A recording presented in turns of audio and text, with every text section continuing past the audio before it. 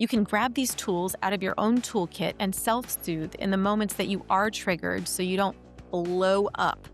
And blowing up, one of my meditation teachers says, the first victim of your anger is you.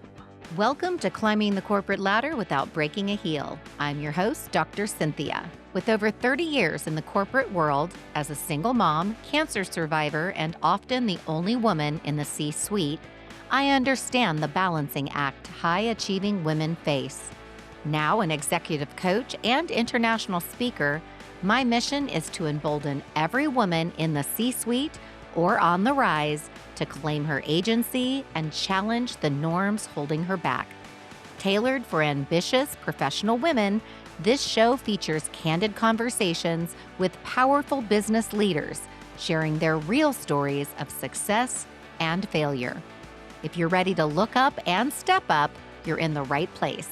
Join us and invest in your future today. Welcome back to Climbing the Corporate Ladder Without Breaking a Heel. I am your host and your coach, Dr. Cynthia. And this month, as you know, we're exploring the purpose dimension of human flourishing, what it means to build a career and a life around what actually matters to you. My guest today spent 2 decades as a broadcast journalist, not any broadcast journalist, mind you, a 2-time Emmy winner who covered some of the hardest stories a reporter can cover, starting as a crime reporter, working every shift imaginable. For years, she absorbed other people's worst days, made sense of them, and then relived them again for her audience. Eventually, she found her way to a different kind of story, health and wellness reporting, and then something more personal still, a framework she calls me mode, like airplane mode, built on scheduled silence, singular focus, and intentional being. What I find most compelling about her story isn't the Emmy Awards, which is amazing, or the 2 decades on air. It's the moment she realized that the steadiness she'd spent her whole career reporting on was something she had to build for herself first.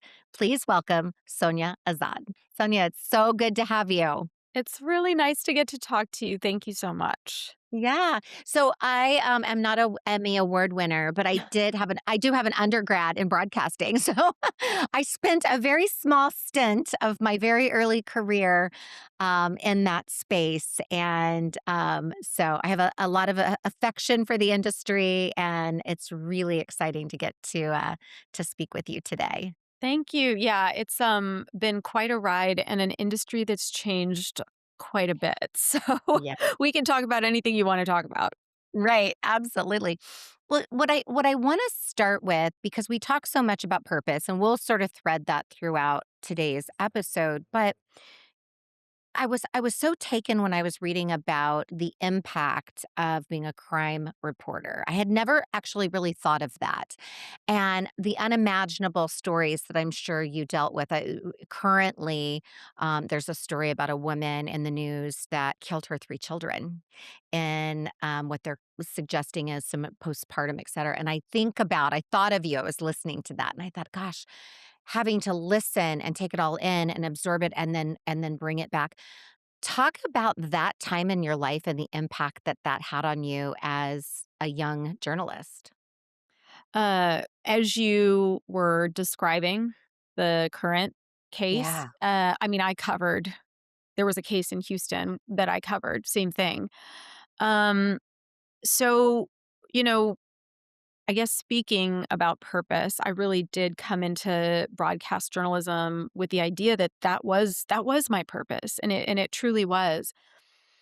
What drew me in was watching the Persian Gulf War unfold on TV as my parents were watching it. So I tell people, and I remember this moment. This is like one of those, what's your youngest childhood memory that you remember like vividly?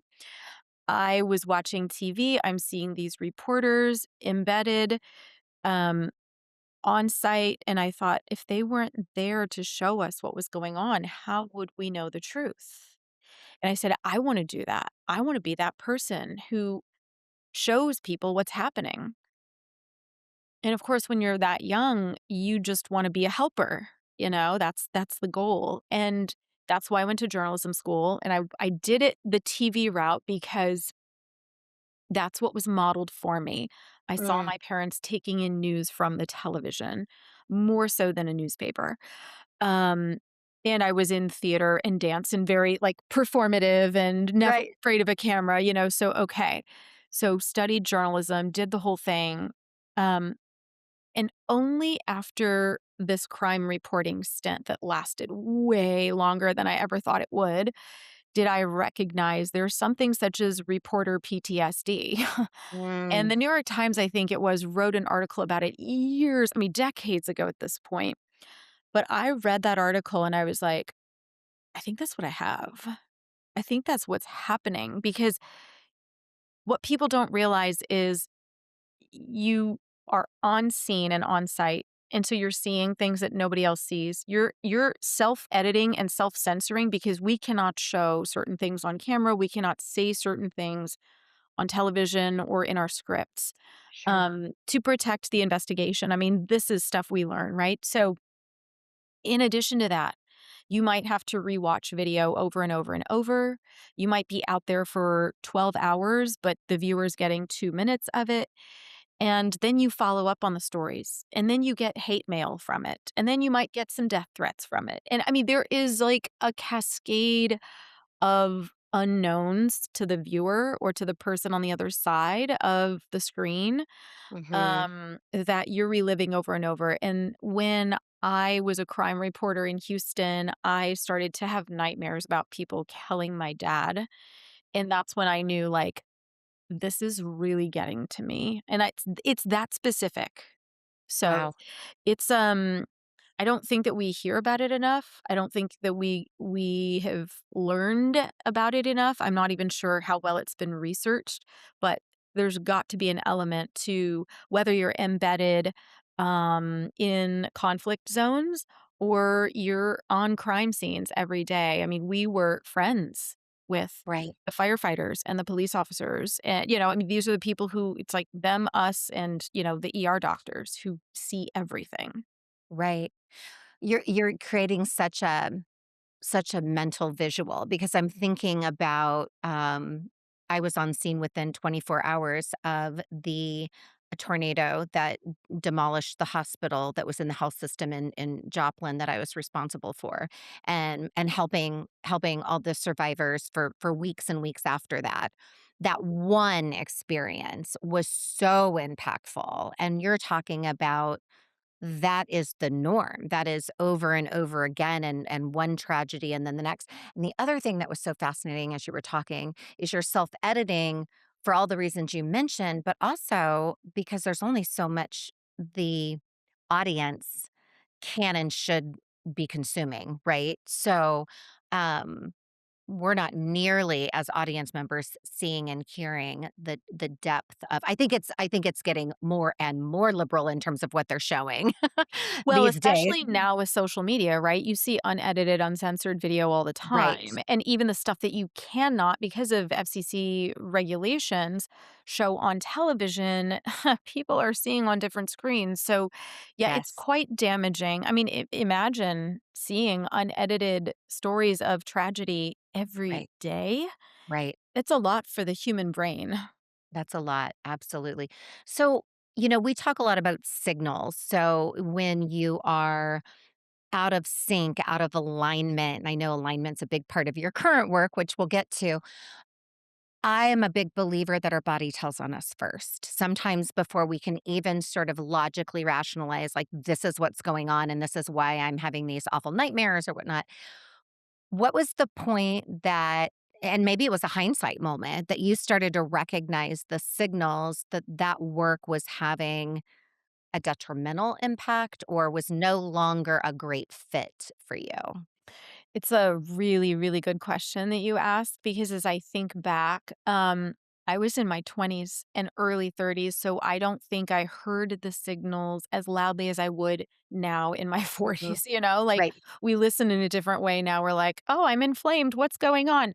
That's Um, right. and also, we have more information now than we did then. So I will say, though, I was constantly running, like if I was a physical, like long distance runner. I was big into power yoga. I mean, sweaty, like that hot, like 100-degree, 90-minute, like sweat it all out kind of stuff. Mhm. Um, and so I think I was in great shape, but like physically, I was trying to release something and I didn't quite connect what it was. Mm. Um, I'm not going to say that I was like an overly emotional person, even though what I carried was a lot and it was such emotional, traumatic stuff. But back then, especially as a news reporter, it's like, look, the story is not about you. You're an objective observer or witness of whatever, and you just report the facts. That is it. You are impartial. And it's not that we were not sensitive to what we were Sure. seeing, but like that was the job. And then you separate the job. And literally, when I tell you right after the job, I would go to that yoga studio or get my shoes on and run right after. There was like not a day that I can remember where it was like, oh, no, I'm too tired. No, no, no, no, no. There was no too tired because I had to get it out. And I think looking back, that was the sign like, girl, what Mm. are you running from? What are you Right. sweating out? It's other people's trauma. Right, and just trying to release it, get rid of it, and the only way that felt natural that you could.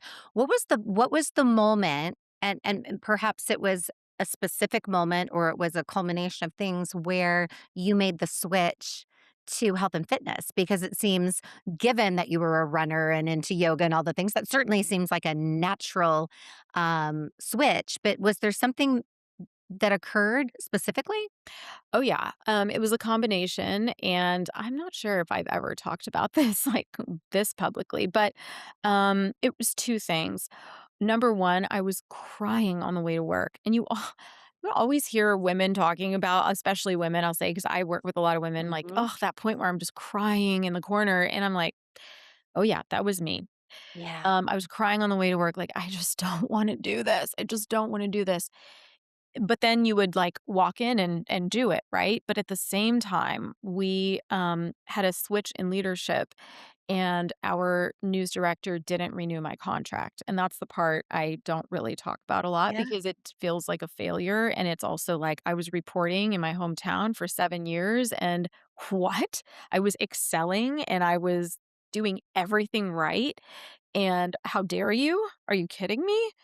After everything I've given you?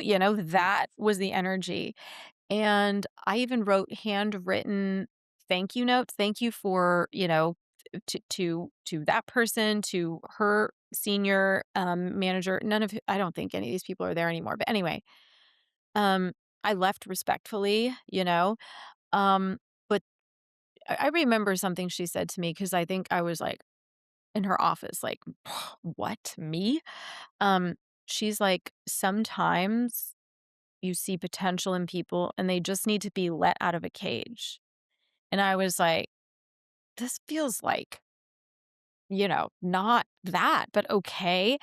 And Right. I promise you, not 6 weeks later, I got a call from the news director who hired me in Dallas, and she's like, "You run marathons, you're a yoga teacher, we need a medical reporter." Because our senior medical reporter, after 17 years, is leaving, and she was still is very well liked, very well known in the community, very well trusted, and I was like, "Oh, this is a big job. Oh my gosh." Big job, big shoes. Big shoes, Right. huge shoes. I still talk to her, we sat down. I mean, she, like, really passed the torch, and there was one condition, and I said, "I just don't wanna call it medical reporting anymore. Can we call it health and wellness reporting?" Mm. And so this is before, by the way, this is 2015, before the huge buzz where Right. everyone's like, "Health and wellness, health and wellness." And so I feel very fortunate that this series of events happened in the way that they did. I got 6 weeks to rest and, really think about which direction do I wanna take this. I wrote it all down. I'm a big believer in writing and manifesting, and then it came to me. This job came to me. I love that, and I'm thank you for sharing that because I've been through something like that. I talk openly about that. I'm positive that there's a woman listening that has been through either recently or maybe is currently going through that the breakup, right, with their employer. Um, and no matter how you slice it, I don't know that it ever doesn't feel crappy, right? I mean, it's just we can justify all the things, but there is a period of time where in those quiet moments, you still have that self-doubt that, "Was it me? What should I have done differently?" Etcetera. How did you work through I mean, you had this amazing opportunity, so that helps, but what was the point where you were able to sort of position that as, "I graduated. I graduated from crime reporting." And I've been Mm. promoted into this new role, and this was exactly as it was meant to be. I will say it wasn't until after I started working that I realized because there was still a lot of negotiating that I had to do on my own behalf. I didn't hire an agent. Like a lot of people in that industry, especially nowadays, have agents. And I always self represented because I thought, well, who's going to represent me better than myself? And I didn't Uh-huh. want anything to go awry. I can confidently sit in front of someone and say, what you see is what you get, and this is what I'm willing to do, and this is what I'm not willing to do. And, I was not willing to cover overturned 18 wheelers anymore. And they said, no worries, we will not have you do that. Obviously, if there's big breaking news, it's all hands on deck. Fine. I'm all about contributing and Sure. collaborating and, great. But when I signed that contract, it was like, wait, I'm Monday through Friday. I'm in the studio, not on scene. I'm covering something that's going to really help people. And at the time, I was 9 to 5 until my assistant news director, and if he ever sees this, he's going to be laughing. He said, Sonia, I feel like the morning show audience is really like gonna love you. And so everything shifted because I started going to work at 1, 2, 3 in the morning, to do the morning show. Right? But they built my brand. I mean, I can't say it any other way. Like, people for 7 years were used to getting up, turning on their television, and having me talk to them about what to do in terms of how to support their health and what not to do in terms of like, hey, maybe limit this and reduce this and like, let's get healthy together. And I did that all the way through, through COVID and beyond, until it was to my own detriment. Well, we're gonna have to jump into that further. I wanna point out something you said, though, that I think is so important for the person listening. When you talked about the negotiation and representing yourself and so on, for the person listening who is an entrepreneur, or the vast majority of our listeners work for an employer of some kind, you have to be your own agent, right? In the truest sense, you have to self-advocate. You have to use your agency. And what I heard you say is that you got really clear on your non-negotiables.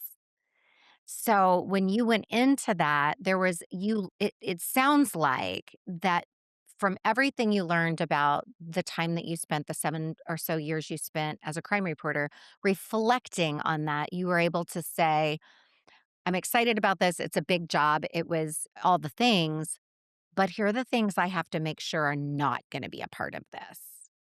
Yeah, I Yeah. mean, it's experiential, right? So I do say it was 6 years in Houston, but it was time before that in San Diego and time before that in Central Texas. And so I had been in this stew of like trauma and ickiness for Mm, a long time.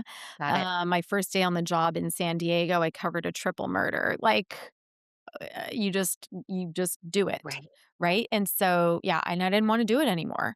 But that coincides with what I was doing in the yoga studio and all the time Hmm. I was spending with myself on those long runs and all the weight I was lifting, and I was that was like a really big wake-up call for me.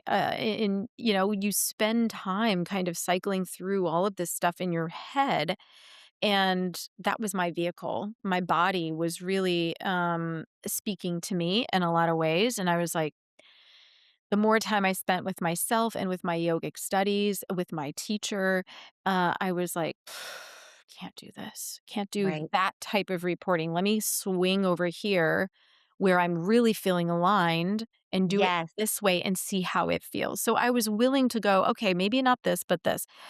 And I think like a lot of people are scared, they lack Mhm. the courage to like switch even in the framework of their expertise or the framework of their business or their Right. job or their life or whatever you want to call it. Just a little pivot might make a huge difference, and it did for me. Absolutely. And your purpose carried through because you talked about that your purpose was helping people. And that's harkening back to the beginning, and you're just doing more of that in this health and wellness space where you're still helping people. And I love your connection to the idea of the transportability of your talent, right? Whether that's the person listening, and I coach a lot of individuals that maybe their career has all been in healthcare, or maybe their career has all been in casino gaming or, beer distribution, whatever it is, and they think that that's the only lane. And it's like, well, no, your leadership skills, your human resources skills, your legal skills, whatever it is that is your craft is transportable, it's transferable. And you demonstrated that. But at the core was, what is my purpose? And through experience, what are the things I'm not willing to compromise Yes. as I move into this new space? I think those are important, I don't know, learning points. For Yeah. sure, and having the courage to do it. I mean, that's I talk so much about yoga because on the yoga mat is where I learned to trust myself, to build that courage, right? Like, everyone has a different place, whether it's on a treadmill where you discover that or on a spin bike or whatever it is, but some time goes by and your thoughts become your quality of life Right? eventually, right? I mean, Right. that's the, like, big sweep. Absolutely. So you mentioned to your detriment, going back, you said I worked and I did all of this to my detriment. So obviously I can't leave that hanging out there. So say a more of about that. And I think that'll probably lead us into present day or recent days. Yeah, I mean, it keeps changing, so Yeah. um, you know, I will start by saying the job that I'm talking about, being a health reporter for a major market news network, was the best job I ever had in that industry. I loved it. And some days I'm like, should I go back? Like, I loved it that much, you know? Right. But something started to happen the longer I was there, and particularly post COVID. The world was so different. How people are getting information really rapidly changed. Um, People's perception of my job as a journalist really changed. And that really did a number on my Mm, brain, honestly, because again, my purpose is to help. My purpose is to offer insight. My purpose is to inform and to educate. And I've spent a whole lifetime doing this. And all of a sudden, like, we are all, as journalists, being, attacked. And mhm. there's a lot of misinformation that I was having to fight. And I was like, I'm exhausted. Not Sure. only am I dealing with that, but I'm waking up at, again, 2 in the morning, 3 in the morning. Like, I get a text message at 1:30 a.m. The president has COVID.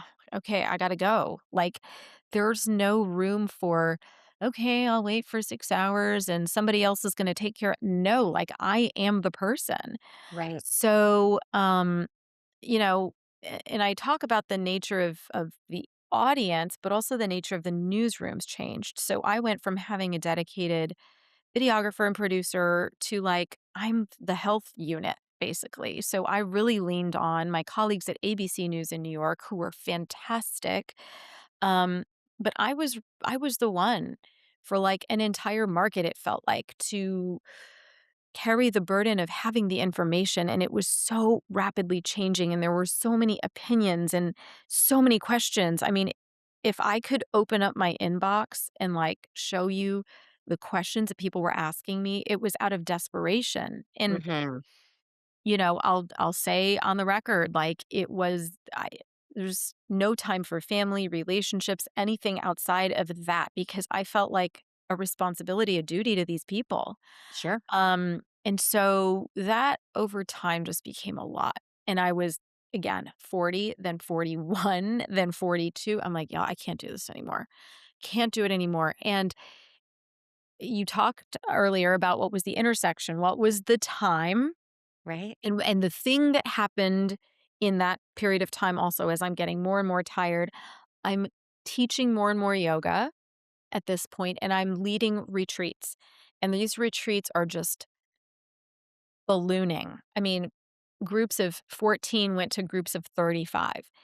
That wasn't just a testament to, oh, I'm so good at what I do. It's like people are now looking for this. Right. People are now turning off the television because their brains are fried as well. And they are looking for a slice, a piece, uh, uh, just something that will reassure them, that will offer them clarity, that will, reinstate their faith in humanity. And I'm like, I need to be over here. And Right. I had women who came to a specific retreat of mine in Montana in 2022, and they said, we love you on TV. Like, we watch you every day. But like what you do inside of a classroom like this is life changing. This is where you need to be. And let me tell you, those 6 women, I left my job really because all I needed was, again, that little nudge. That's yeah. Yeah. It's always a woman. I I need, know. We're good at that. we're good at that, right? It's a little nudge to go, this is scary, but I'm gonna flick you over here. And so I went back and I talked to my bosses who were both women at the time, and I was like, I am scared as hell to tell y'all this. And I am the last person that you are gonna expect to ever hear this from, but I think I gotta go. And I remember the woman who hired me said, what are you most scared of? And I said, being homeless. And she's like, way too many people to ever be homeless. That's right. And, yeah, fast forward, I chose to let go of my home and be a nomad, which is crazy, um, but I'm loving it. And so the scariest thing for me 3 years ago is the thing that I chose several years later. Um, but again, it was that intersection of I'm exhausted, the landscape of news is changing and I need to evolve. And I've got this reassurance from these people who are experiencing what I'm offering, and they're like, "Do this. Be Yes. here. Do this." Right. And so many again, it's you graduated. I think that there was life was just saying, "You've done this, you've done it well, you've been successful." And Sonia, I'm just gonna say on your behalf, don't downplay. People were coming, people were showing up, yes, because there was something that was filling, but you were filling that. You were bringing a certain energy and talent and gift and relatability and all of the things that connected with people so much that they were saying, "You need to be doing this full time. This needs to be, your jam," which I absolutely love, and we should celebrate. We should celebrate that. Um, and it's so interesting to me too because I think about some of the women I've coached recently who have said, I have this opportunity to do something completely different, but it's scary, right? It's that risk. I remember saying to my mom when my job was eliminated, I said, once I got my head around it, I said, "Well, I can pour a beer and I'm strong. I can lift things. So I know I won't go hungry." And my mom's like, "Okay, come on. You know you're going to fight. You're going to do something marvelous, but you have to get in that headspace of like worst case scenario, how am I going to manage through this?" Um but once again, your purpose threads through and I would suspect that your communication skills, so much of what you learned and from a business perspective, from a broadcast perspective, that there's so many of those talents that thread through to what you do now, that it's not a complete departure. No, it's really not. I mean, I just gave an hour-long talk, on how to lead profitable and successful retreats because now so many people want to lead retreats. And I'm like, oh, I've been doing that for 10 years. But I never thought, like, oh, I'm going to be telling other people how to do something. I mean, Sure. as a reporter, all we're focused on is the story, is the stuff outside of ourselves, is getting together a product day after day and then just delivering it. And I even Mhm. had colleagues, and one person specifically is coming to mind, and he and I went to the same university, and he's like, "Yeah, I mean, I've thought about leaving, but what else would I do?" I'm like, "Are you kidding me? There's so much you can do. You know how to communicate complex information across screens in a palatable way where people can understand it. Like, that is huge." And also, I Huge. mean, all the tech stuff aside, it's like we know how to edit, we know how to write for broadcast, we know how to write for print, we know how to do a lot of stuff on all these social media channels now that a lot of people are just now trying to learn and they're discovering it. Of course, you have to stay up to date because everything changes and then you're disoriented again. And then you learn a new technology and a new software and you just keep going. But um, I knew that at that point, I didn't want to just float into a PR job. It wasn't about that. It was about having the freedom and flexibility in my days and in my life. I mean, really during this pandemic, I talked to so many people and I experienced their lives through their experiences. Mhm. And it was like I just had this need to like break free of anything that was caging me in. Again, this Right. this imagery of a cage, right? Sure. And I'm like, I need to be out in the world. I just want to go places. I don't want to be restricted on when and vacation days and whatever. And I want to take people with me so that they also don't feel caged. And so that's where I really started leaning into these retreats. And by the way, not everyone around me thought it was a good idea. Like, there were a lot of people who were like, "You're doing what? You are Right. crazy. You're Right. letting go of health insurance. You're letting go of benefits. You're letting go of, well, what about this? And what about this? And how are you going to make money? And how are you going to do this?" And look, I'm gonna go on the record and say I did not have answers to all of their questions, and some of those questions are still unanswered. Like, Right. it is not a perfect linear thing. So for the person who is thinking about doing that, just know, like, I know that we pop our Instagram feeds up and YouTube is like, "Oh, make 7 figures here and 7 Right. figures in 5 months," and I'm like, "Okay, ba hang on, hang on. Yeah. I'm not gonna tell you it's that easy. No, it's not always that easy." Um but do I feel better about, like, owning my life? Absolutely. Absolutely. Absolutely. You triggered another thought I had, and then I want to get into this me mode because I'm fascinated by this and I think it's brilliant. I just want to tie something back. You started doing these retreats while still working your day job. Mhm. And so we talk a lot about on this show side hustles. I'm a Mhm. huge fan of side hustles. I feel like not every person listening can quit their job and go, become a nomad and follow their dream and, sell seashells on the seashore.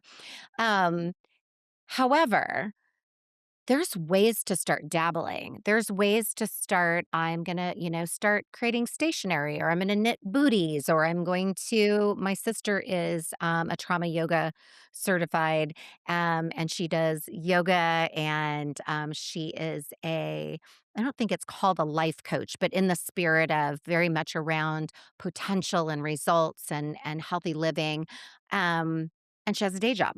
Mhm. And so you can dabble in those things where you have a passion, and there can come a time where then you start to monetize that, and then that becomes a reality for a future position. So I just want to highlight that nobody expects you to like give notice tomorrow and go venture off, right? A lot of us are still trying to figure out how we're affording gas and a gallon of milk, right? But don't limit yourself. Dabble in those things that make your heart sing. Maybe you're not getting your full sense of purpose at your day job. That's okay. Do it with excellence, but still work on your future. I really, really appreciate this point, so thank you for bringing it up because, okay, I am not making 7 figures, and I've had to get really creative on the gallon of gas and the milk and the whatever else. I've had to get really creative. Not to the point where I'm struggling and it's an unwise decision to continue. Right. But I'm open about that because, yeah, I think a lot of people are like, oh, yeah, another chick telling us to go quit her job and teach yoga. But the yoga teaching really started as a student, and I'm still a student. So I started learning how to do this when I was in college, not Mhm. because I thought it was going to be a career, but because I thought, oh, I really like this. I'm a dancer. I want to stay flexible. I want to keep moving my body. And then in 2014, I want to learn how to teach this. And after 200 hours of a yoga teaching certification, I mean, that's a general certification. So that's not where I stopped. I did 200 hours of another specialty, yin yoga, Chinese medicine. Then I did Reiki. Then I did sound healing. Then I did myofascial release. I mean, if you saw all the anatomy books on my floor right now, you'd be like, are you a doctor? No. Right.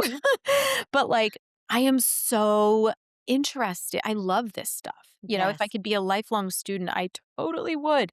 And Same. so to keep learning, it's like whatever you like to learn about on the side, that's your side hustle to me. Mm. What do you love, doing? Right. What do you love learning about? What do you love reading about? What do you love listening about, to the, podcasts? Yes. What are you listening to? And some people say, don't make that your don't make your passion your side hustle because then it'll be like, ugh. But to me, I mean, it's seamless. I get That's to right. live my dream and do and read about and talk about what I love.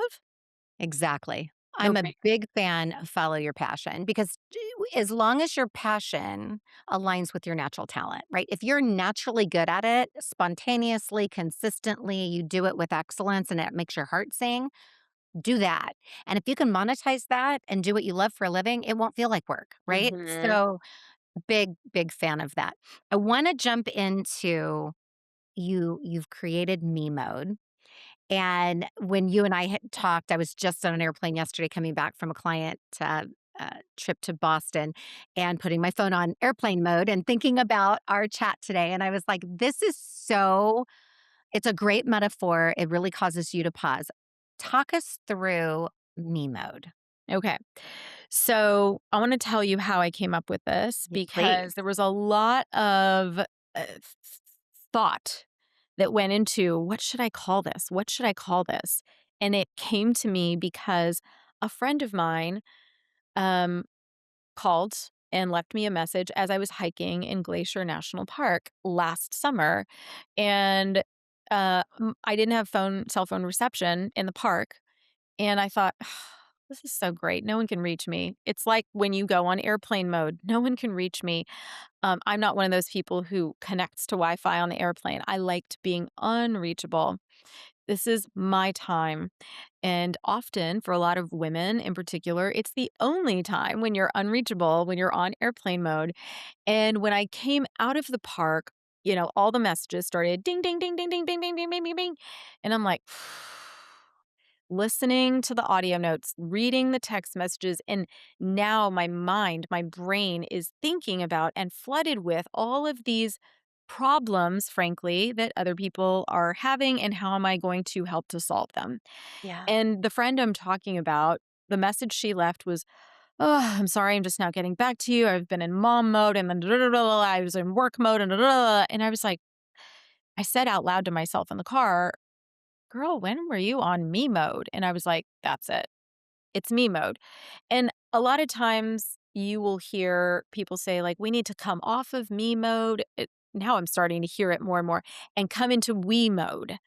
And I get Mm, that because they are referencing that what we do is for the sure. collective. And absolutely 100%, I said I am wellness for all at the beginning, and I will be till the day that I take my last breath.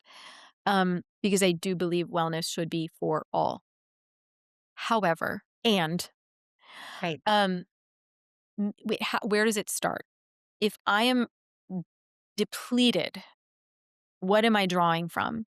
Hmm. There's a, pretty notable quote that's like, draw from your overflow, not from the depths of your well.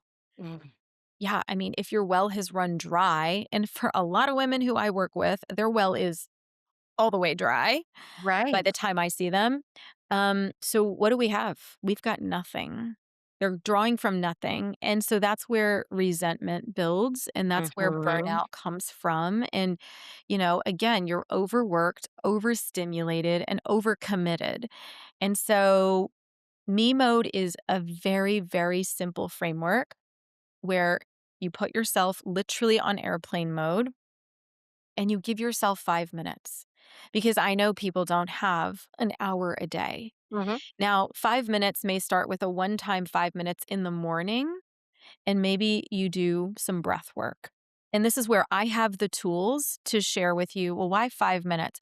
Well, because science says that in 5 focused minutes, you can shift your nervous system response with breath work. And I don't Mhm. mean some fancy breath work, I mean abdominal thoracic breaths, but focused. We're not multitasking. We're not getting a pedicure and checking our email at the same time. That's inefficient, okay? Right. Even though you feel like it's efficient. So it could be breath work, it could be journaling, it could be meditation, it could be stretching, it could be some myofascial release. But you'd be surprised if I told you that 5 minutes for some women, then they start going, wait, that wasn't enough. Okay, I'm going to add like two more. And then I'm going to add, maybe I'll add 5 minutes 3 times a day. Maybe Right. I'll add 5 minutes in the morning and 5 minutes at night. Maybe, and then they start to find time. But it's 5 focused minutes where you're focusing not on everything happening around you, but what's happening inside you. And the Mhm. first question to ask yourself when you turn yourself on me mode, I always say mornings is best because it's before anyone else gets to you. Instead of reaching for your phone and scrolling, what do I desire from this day? Instead of what does it just require from me? Mm. So this is a really important mindset shift. Yeah. What does the day require from me is my calendar. And trust me, I also live by a calendar. But what do I desire from this day? If I'm waking up and it's Wednesday, you know what? I'm going to lift heavy today because that's going to be good for my muscles. And what's good for my muscles will be good in the long run. Okay, that's what I really want to do. I'm going to make it to that 9 a.m. class or whatever. What do I desire from this day? Man, I haven't seen my friend Sally in a long time. I would really love to have lunch with her. Like, I'm going to dedicate that time. I'm going to flip my phone over and I'm going to be right there for my friend. Mhm. I'm gonna be there for my niece. She's 3, and I just feel so much joy when I get to connect with her and play with her, and I don't wanna be unfocused in that playtime, like, I'm really looking forward to that.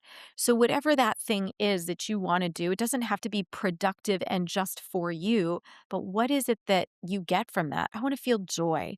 I wanna feel supported. I wanna feel connected, and little by little, you start to do the things that are not just those obligations on your calendar, but that fill up that well that we're talking about so Sure. that you're not so depleted and you're not so resentful. And this Mhm. might seem to some people like, oh, well, you don't know what it's lived like to live with a newborn or an infant or a husband or a whatever. And I know that for most people, life is a game of Tetris.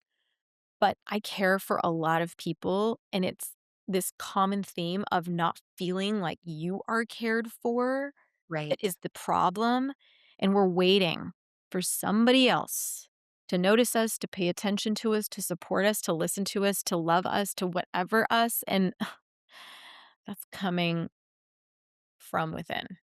I Right. promise you that's gotta come from within. You gotta start with yourself. I love the notion of what do I desire from this day. I have the 7-minute pivot, which is Mhm. similarly 7 minutes, set a clock, right? Set an alarm, remove all the distractions. There's something so powerful about the stillness, about the inward thinking about what is my body telling me, what's going on, what do I want from this day. And I want to just say, because I'll suspect one, but I have a feeling a whole bunch more people. You hear me mode, and I want to say back to where you said, here's the pushback. I'm sure that somebody bristled and was like, me mode, that sounds so selfish and so this and so that. That's probably the person that needs me mode more than anyone. Yes. Because if that was your reaction, I'm just gonna call it, right? If that was your reaction, that me mode, oh my goodness, who has time for that? And that's so selfish. Look within because we all have to have time. It's not selfish. My thing is it doesn't have to be selfish or selfless. That something in the middle can be just self-care. Yeah, And yeah, yeah. having 5 minutes just of stillness, of quiet, of introspection, to your point, you're not dictating what they're doing other than it's not multitasking, Yeah. right? It's just going inward in this question, not what does the day have for me, Yes. but what do Well, I do? and, a couple of things come to mind here. You don't stay on airplane mode for the rest of your life, right? Right. It's a temporary thing. Yes. You choose when you can go on and you choose when to toggle off. And so that also empowers the person who's practicing to go, okay, mornings are better for me. Afternoons, I know that I've got this little bit of time. Right before bed is when this would work for me best. And Mhm. so that's not why I'm telling you exactly how to do it. You are responsible for choosing for yourself.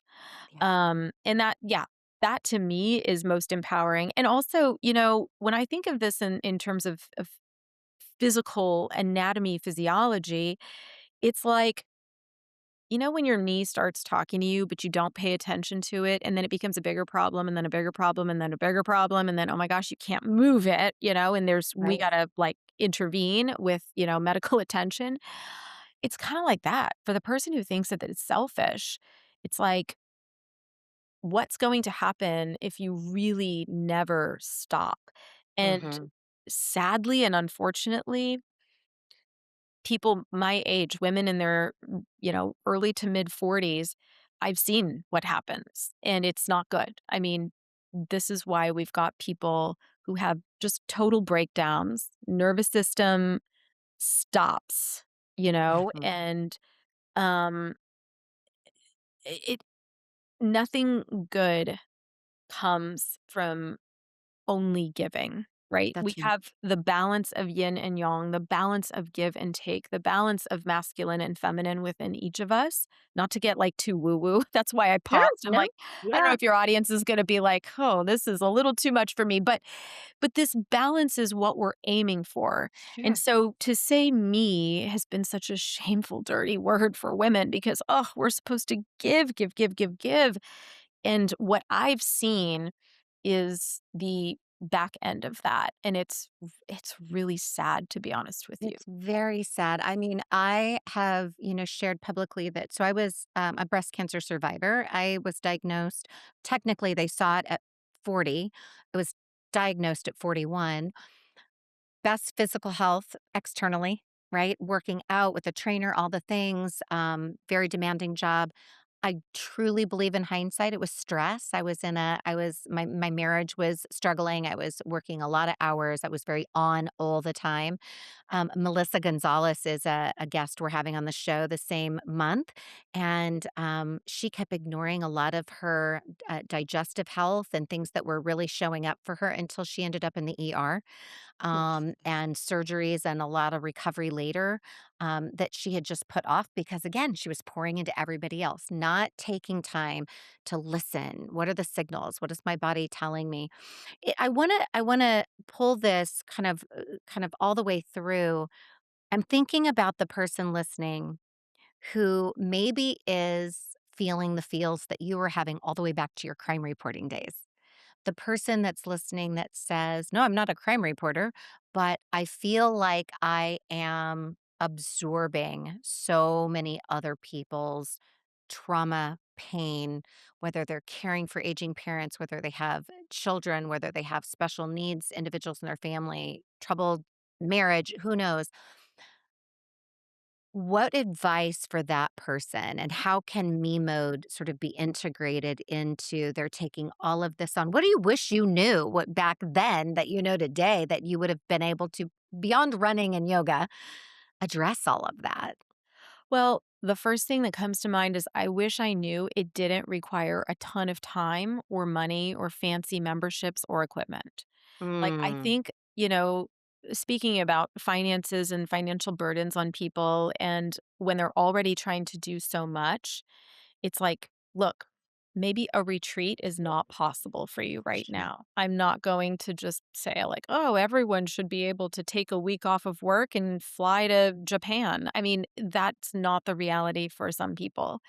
True. Um, but taking 5 minutes to learn how to breathe properly so that you can grab these tools out of your own toolkit and self-soothe in the moments that you are triggered so you don't blow up.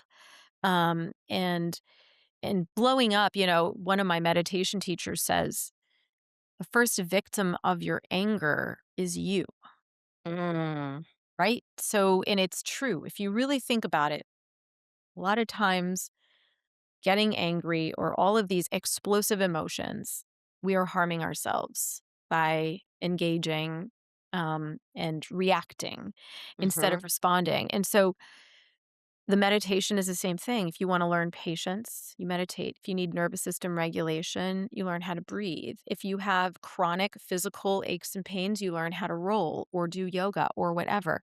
But you've got to figure out what it that is that shift or that pivot, right, for you. Um, I like to use simple tools because I'm a simple gal. At the end of the day, I mean, a lot of people are, yeah, I mean, maybe I'll go to the gym, maybe I'll join this thing, maybe I'll join that thing. But if you're not going to do it, then nothing's going to change. mhm, And so the overburdened woman, and I will use my sister as an example. She's got 3 children. We are caring for aging parents.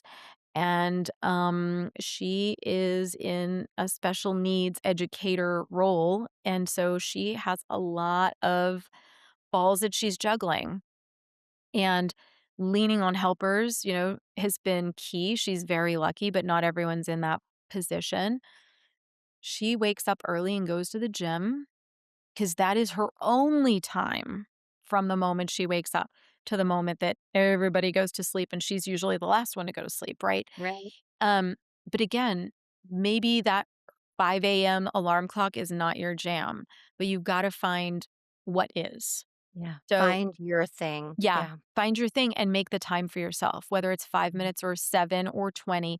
Like, if you don't fuel yourself, you're running on an empty tank. Absolutely. Sonia, I want to take just a moment to talk directly to our audience. What you guys are hearing is a powerful story and a picture of the purpose dimension of human flourishing. And it's a different shape than we often talk about here.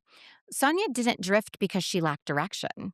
She drifted because she gave everything to everyone else's story for 20 years before she gave anything back to her own, at least in a really intentional way, and took that risk.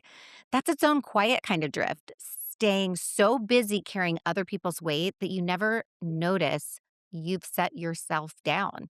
The discipline of direction isn't about choosing where to go next. Sometimes it's just about choosing on purpose to finally come back and give to yourself. And maybe that starts with 5 minutes of me mode. It has been awesome to chat with you. Before we go to our last question, though, you have a beautiful journal that is available. So we'll have everything, of course, in the show notes. But tell us, you've got a couple amazing retreats coming up next year. You have a journal available. Give us the details and where we can find you. Okay. Sonia-Azad.com is where you can find everything. And I'm on Instagram all day, every day, pretty much. So at Sonia Azad TV. But yeah, the 2 retreats that are public on the calendar for 2027 are Colombia in February. So if you like culture and you're interested in South America, but you're like, I don't want to go alone, this is the one for you. And the second one, which we just announced, is Norway. So, Norway in the summer of 2027, July. So, if you like hiking and the outdoors and nature, and that's always been kind of in the back of your mind to go out there, then that's for you. And yeah, I do have these lovely me mode journals, and it's got the little toggle button. Look, this is just really intended to remind you. This is like the sticky note of all sticky notes. When you see it, you can't ignore it. So you're like, oh, yeah, 5 minutes here, 5 minutes there. And I like telling people, like, mine is not blank, but the pages are blank because I know that sometimes we like to bullet point, sometimes we like to free write, and sometimes we like to doodle or draw or put little things like that we find in Right. here. We can glue them in. And I actually did my vision board this year in here because I am a nomad and I'm traveling around all over the place teaching yoga and doing all the things. So this is my version of me mode. Right. So if you are listening and not watching, Sonia has literally clippings from magazines and posters and things all placed in there. Her vision board. It is such a cool. I'm a pen to paper person, so I love me a good journal. So I encourage you guys to take a look. The last question we ask every guest Mm. is, because it's all about the tiny, tiny pivots, not blowing up your life, not, creating a whole new vision of tomorrow. What's one small thing you would invite the person listening to do today? Set your alarm for 5 minutes and make sure that there's a chime at the end of that, nothing too jarring. Close your eyes and sit with yourself, placing one hand on the belly, one hand on the heart. 5 minutes just to explore your inner world and be radically honest about what's happening inside. Pay attention to your breath. And when 5 minutes is over, let it go. Whatever Yeah. came up was a gift, and whatever left is also a gift. Right. Right.